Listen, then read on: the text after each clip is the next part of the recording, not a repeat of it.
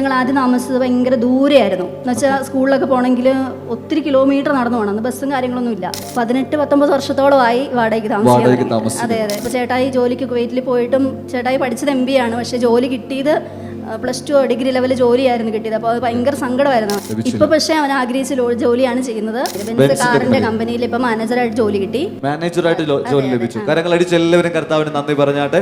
Loan എടുത്ത് വീട് വാങ്ങിക്കാന്ന് പറഞ്ഞാണ് ഇരുന്നത്. കാരണം ചേട്ടായിക്ക് ജോലി കിട്ടി, ആ സാലറി സർട്ടിഫിക്കറ്റ് ഒക്കെ വെച്ച് ഒരു ജോലി മേടിക്കും. കാരണം നമുക്ക് വെച്ചിട്ട് ലോൺ എടുക്കാനുള്ള കാര്യങ്ങളൊന്നും നമുക്കില്ല. വീടില്ല, സ്ഥലമില്ല. അങ്ങനെ ഒരു കടബാധ്യതയോ ഒരു ലോണോ ഒന്നും കൂടാതെ തന്നെ നിങ്ങൾക്ക് നല്ലൊരു ഭവനം ലഭിക്കുമെന്ന് പറഞ്ഞു.